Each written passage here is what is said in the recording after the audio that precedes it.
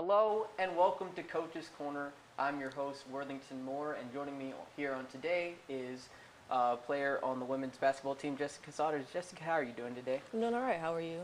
I am doing well. So I just wanted to start off by asking, since now the team's in the off season, how has that been going? It's going pretty good. You still have to balance classes with workouts and stuff like that.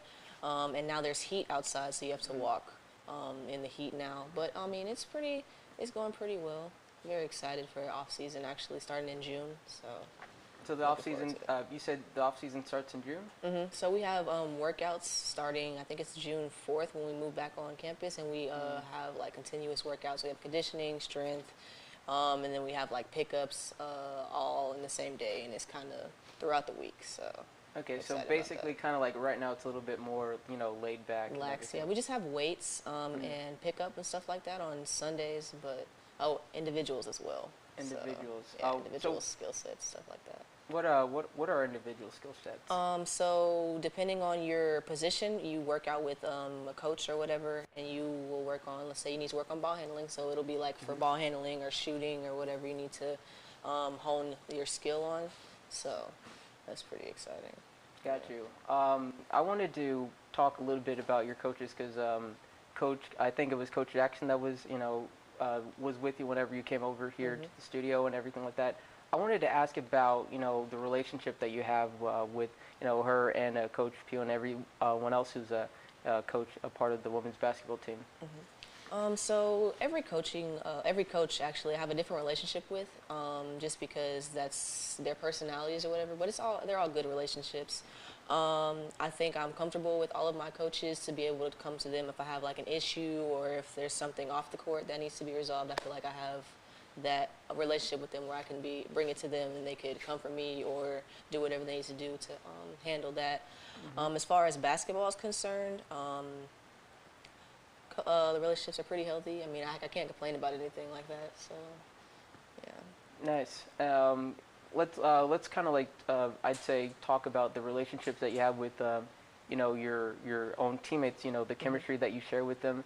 I think before we went on air, you talked about how there wasn't really a trial session, and how everyone on the team is basically returning, because there wasn't anything like that. So kind of like tell me, the chemistry between you and your own teammates and the relationship that you share with them. Gotcha. So when I first got here, actually, I was kind of just, I don't want to say thrown in here, but I kind of just made my personality around everybody else. So I was actually a walk-on, so I didn't really know anybody, so it was kind of just me on an island trying to work my way around everything. Yeah. But everybody was pretty welcoming. Everybody on the team is nice. No one bites anymore. But yeah, it was a pretty interesting experience. I enjoy playing with everybody as well, because when you play sports, you want to enjoy who you play with. But yeah, it was a pretty good experience. Yeah, well, one part of that, you said no one bites anymore. Yeah. What do you mean? What were people like, I don't want to say like they kind of like, there was an initiation process, like I'd say with any sport, they welcome the new recruits in only a way that they can. So was it kind of like, what did they do to welcome you in? Well, of course it was a metaphor, but I mean, you know how everybody has that shell that you have to get through before you get to actually know them and stuff like that. So I think that was the biting, was me breaking everybody's shell, trying to figure out like, okay, do you like to communicate like this? What do you like to do? Stuff like that, as far as on the court and off the court as well. So. Were you the only walk-on? Was there anyone else that was There was one more walk-on. Her name was Marlia Johnson. Shout out Marlia. But yeah, it was interesting for both of us because we both had different paths, because we both played different positions. So it was kind of trying to fill where we were needed in the team at that particular time. So yeah. So you said you mentioned your position. What is the position that you play on basketball? I play the shooting guard. I play the small forward, and I also play the power forward, just depending on where I'm needed when. I'm a slashing stretch 2, 3, 4, if you will. I shoot the ball, rebound, crash the glass, run out in transition. So I'm just, wherever you need me, that's where I play. So basically, you play a positionless type and style of basketball. Yes, I do. So I kind of wanted to go, like, I think we see it now in the NBA, that positionless guard play. I think your coach mentioned something about, KD, can guard 1 through 5. LeBron can guard 1 through 5. What do you think about that evolution that we're seeing now in basketball? I think it's beautiful, honestly.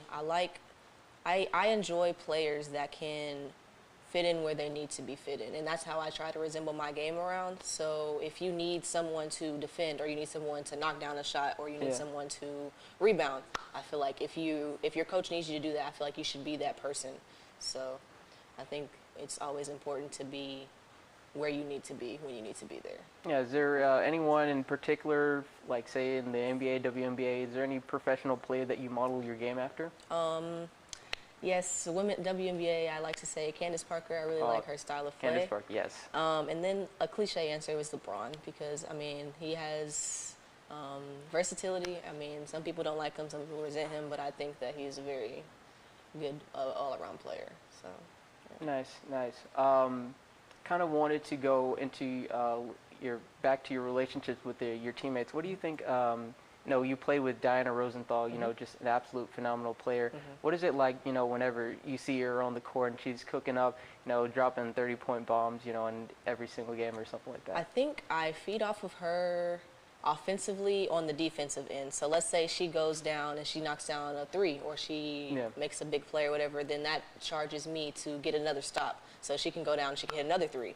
Or she passes the ball, swings it to KP or someone else, they knock down a 3. So I think that her offensive charge fuels my defensive charge, and then we kind of feed off of each other as well. So it's kind of like we balance each other out. Yeah, y'all motivate each other. So continue on that. How would you say that, like, during games when things kind of get maybe a little bit rough, the team goes on a little bit of a cold shooting stretch, how does the team during the game, how do y'all motivate each other? Well, we always try to encourage each other to have these huddles in between plays and stuff like that, just so we can come back to each other and know, okay, well, this is what we need to do to fix this is what we need to do to fix this. But you can't really control offense. You can control defense, though, because it's all about hustle hard, whatever you need to do to get the ball, like rebound, stuff like that. So I think that defensively, when you lost my train of thought, sorry. You're good. Defensively, I think that it's easier to control, and it's easier for offense to feed off of. And so that's all I have to say. So, yeah, basically what I got from that defense, if it's not, your shot is going down, the defense, you got to start from there, everything will kind of feed off of that. I like that. Yeah. One interesting thing that I got, another kind of anecdote that I got from your coach was that she said, you're kind of, not to say you're a bit of a troublemaker, but you do have a reputation, amongst your team, being a shoelace bandit. Of course. So I wanted to ask, how did that get started? I actually have no idea. I just think it's like a fun little game or like gimmick that we can do during practice to not necessarily unfocus ourselves, but just to be like a way out, like a little game here and there, just to be like, hey, this is funny, like your shoe's untied, like you need to tie your shoe, so we can continue practicing or whatever. And I think it kind of keeps people involved and just have fun, because at the end of the day, basketball is a game, and although it's not always fun to run or condition or whatever, it is always going to be glimpses of happiness here and there. So I like to bring that to my team. Got you.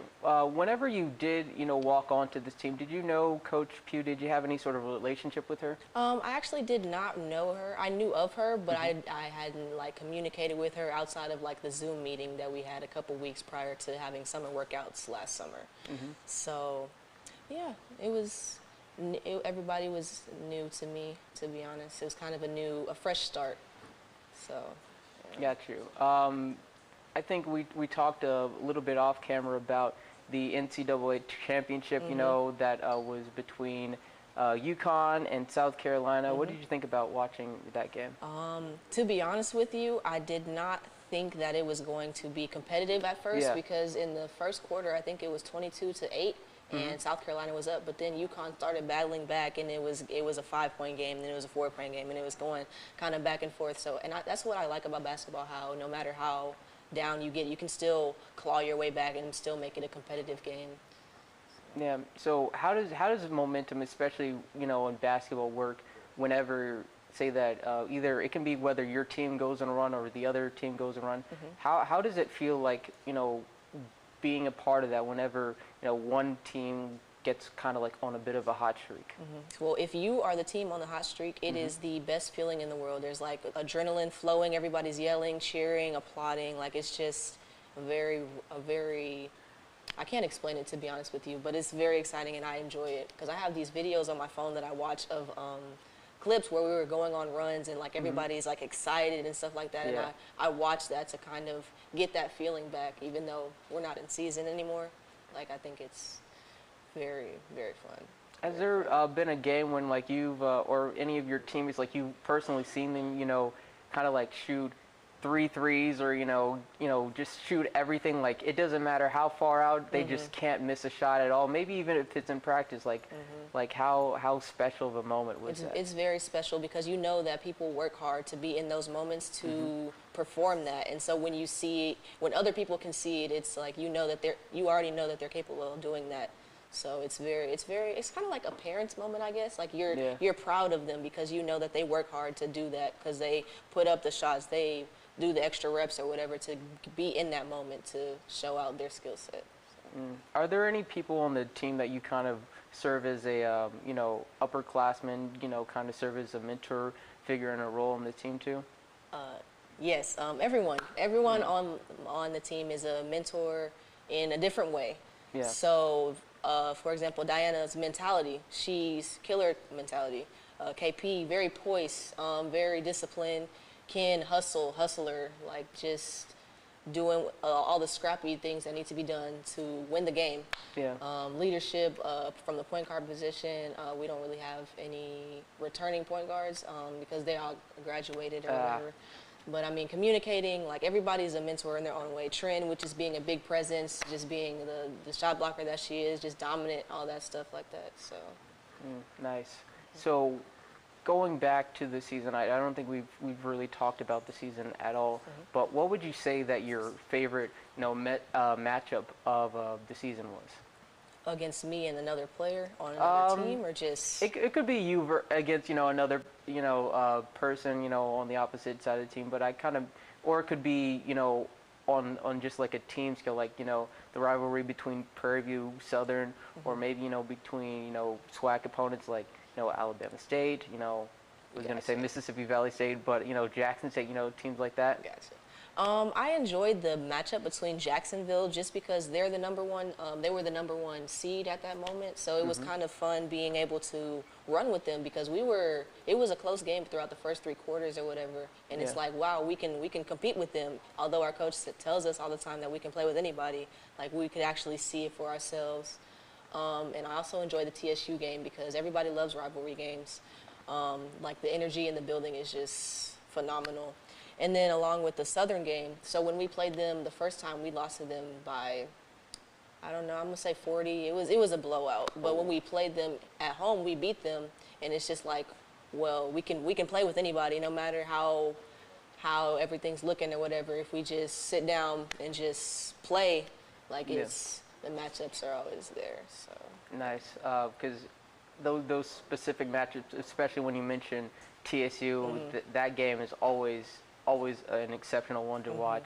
So did you have like any parents, friend, family, come out to watch that game and they're like, oh yeah, go Jessica, Yes. you got this, everything like that? So actually, my parents are TSU alumni. Oh man. I know it's horrible. Oh. But they were rooting for me with their TSU gear on or whatever. But when we played TSU the first time, we actually lost. So they had something to say. But when we actually beat them, I had something to say. So it's kind of like a friendly little rivalry that I have in my own house. So it's really exciting, and it's also cool to see like friends and family just come out and supporting you, not even who don't even know how to like watch basketball or whatever, but are just there to support you and just cheer you on. All right, nice. Well, we're going to go to a quick brief commercial break, but when we come back, we will continue our conversation with Jessica. So don't go anywhere. Be right back after the break.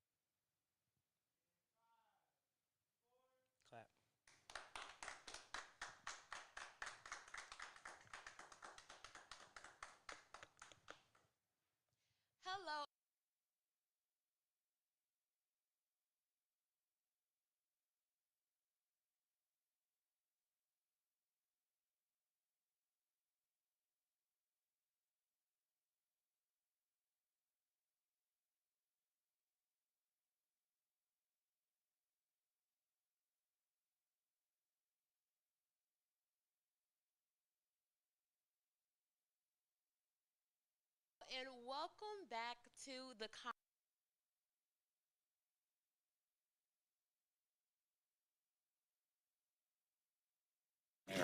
Dare to forget that. Dare to have fun with it. Get weird with it. Dare to send those old STEM theories flying past the neighbor's house into outer space. Dare to program.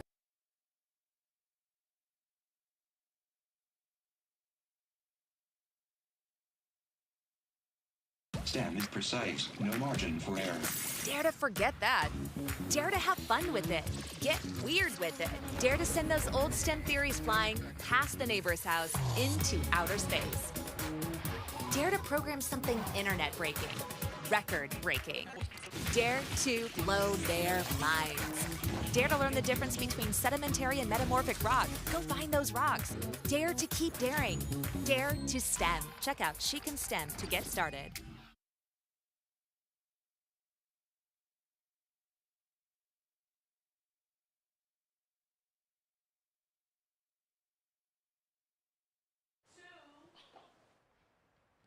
Good morning, Prairie View Panthers. I am Jay. Hello and welcome back to Coach's Corner as we continue our conversation with Jessica. So Jessica, I just wanted to, we basically with the first part of our conversation, we kind of went over the season. You as being your time on the court, players, coaches, that sort of thing. So I wanted to ask, what does it look like being a student athlete? Having those those moments where you are playing on the court, but then knowing that you have like homework, you've got being part of other organizations, extracurriculars. What does that being a student athlete entail for you? Gotcha. I think that, to be honest, being a student athlete it requires a lot of discipline and self-motivation. So for example, we have practices. We have practice every day. But sometimes it's at different times just to work around other people's class schedules and stuff like that. Yeah. But on Tuesdays can be the rough days for me just because we have practice at 5 a.m. So yep. I have to get up at 4:30, give myself some extra time or whatever, be on the court for 5, work out for 2 hours, get out of practice at 7, breakfast at 8, and then class at 10. And then we have after that individuals, or we'll have shoot around or something like that, and then another class, and then around that time it's time to study or just complete my homework and then just wake up and do it all over again. So some days are better than others, obviously, but for the most part I think that the biggest thing is just being self-motivated, because at the end of the day you're just preparing yourself for life, to be honest, because you're going to have to be disciplined in your career or in your workplace or wherever you go after college or whatever. So I think that it actually does prepare you a lot for the real world, to be honest with you. So. Yeah, so what I got from that answer is that basically Tuesdays are a very, very difficult day for you. Difficult. Are there any parts whenever you have those hard days like Tuesdays, any other day of the week, where you kind of, you wake up and you're like, okay, it's going to start, but it's going to end, and you're going to basically kind of say, okay, the moment that you wake up, you know that it's going to be rough and it's going to be long. Mm-hmm. Most definitely. Usually, a mental trick that I play with myself is that time is always ticking. Yeah. So no matter how long I'm doing it, the amount of time that I'm doing it is decreasing. So I kind of use that as a way to say, okay, you're not doing this forever. It's not the end of the world. This is only a temporary discomfort or pain or whatever you're feeling at the time. So that's kind of how I cope with doing stuff that I maybe don't want to do in that moment or whatever. So. Yeah, and I think all student athletes kind of go through that that kind of moment where they kind of have to figure things out and kind of have to find somewhere to adjust or another. Within your time being a student athlete, was there ever a moment where you're just you were kind of at your lowest point, where it's kind of why am I still continuing to play basketball? Why am I continuing to be a student athlete just overall? It usually happens when I'm conditioning, because I don't really like conditioning outside, because I am not a fan of the Texas heat by any means. So there are times where I question, why am I doing this, or do I still want to do this and stuff like that. But there's just this inner drive or perseverance. Like I said, I'm doing this basically to have my education paid for. I also Yeah. enjoy the sport, so it's Yeah. not like I'm just doing this. There's other benefits and perks to just basketball, whereas I'm just enduring discomfort or pain or whatever, physical pain and stuff like that. So you're a junior, correct? Correct. Yes. So you're going to that, senior year, and you do kind of so do you plan on playing not just your senior year, but maybe going to graduate school and like still playing, or is it just kind of like just playing looking at one last season this your senior year? Well, because of COVID, we do get another year of eligibility. Yep. So I think that I will utilize that year here. Yeah, that's all I really have to say about that. I mean, I think that I would be interested in playing another couple of seasons here, not just my senior year. So, yeah. Can you imagine, just like in an alternate universe, just kind of like to look into what it would be like, yourself if you didn't play basketball? Can you imagine what that would be like for you? I actually think about that a lot, and it's kind of, I just feel like I will be so bored because my life has literally revolved around basketball since I was coming out of elementary school, because I would always have practice or something else to do to like preoccupy my time. So I don't know what I would do a lot with all the free time that I would have without playing basketball. So I know it's kind of like that interesting thing, which is after college, which after your playing time as a student athlete is said and done with. That's kind of what it's going to be like. But you'll have like everything else, your job, your career, anything else to kind of like go along with that. I don't think I've asked you that, but what do you want to do after college? So my major is actually kinesiology. I was thinking about going into nursing, but for PV you have to start nursing school as a junior, but because I play basketball I don't really have time for any of that. Yeah. So I'm thinking about going into PT or something like that, just to go ahead and get my bachelor's out of the way with kinesiology, and then get any certifications I need after that in graduate school. So Okay, so what is PT? so PT is physical therapy. Basically, I want to help athletes because I still want to be around athletics after I graduate, just because I've been so accustomed to being a part of it my entire life. But I also really enjoy helping people, and I think that physical therapy is a time when people need help from other people, where, like, for example, your leg is injured or whatever, you're trying to get back on the court. You need someone there to motivate you, because like there's always going to be bad days for recovery and stuff like that. And I think that my personality, along with my love for the sport, would play into that as well. So. Do you spend like because you said physical therapy? Do you spend a lot of time just like not in the training room, trainers as a student athlete, but also to see what they're doing and just pick up on what learning things from there? So actually, I have had a couple. I want to say injuries, but it's not really injury. And so whenever the trainer, whatever, comes and helps, I always ask them what they're doing, or I ask them, hey, what's this for? What does this do here and there? Just to pick up some extra information, just to, I guess, better my knowledge for my career, because at the end of the day, I'm probably going to be where they're going to be after my basketball career is over. So, yeah.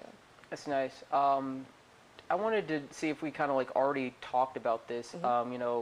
I think maybe we talked about this even before the show, but the whole, Brittany Griner situation where she's, in Russia and she's, being detained. But I wanted to kind of like ask you about the situation that has her be there in the first place, which is that, overseas, professional WNBA players have to like go over, other countries just to be paid, because, this situation in the United States are not being paid, accordingly.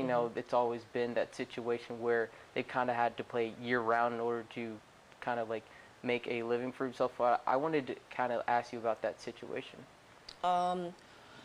Well, I don't really watch the WNBA, but I kind of am aware of the news and stuff like that kind of go around, which I need to start watching, actually. But I think that as far as women playing overseas, I think that it's something that the United States needs to bring more awareness to, because I feel like, hey, all of my players are going to countries overseas. Why are they not staying here? And it may be because of better pay or better coaching and stuff like that. So I think that's something that needs to be addressed nationally, just to bring awareness and stuff like that, just so people can know what's going on.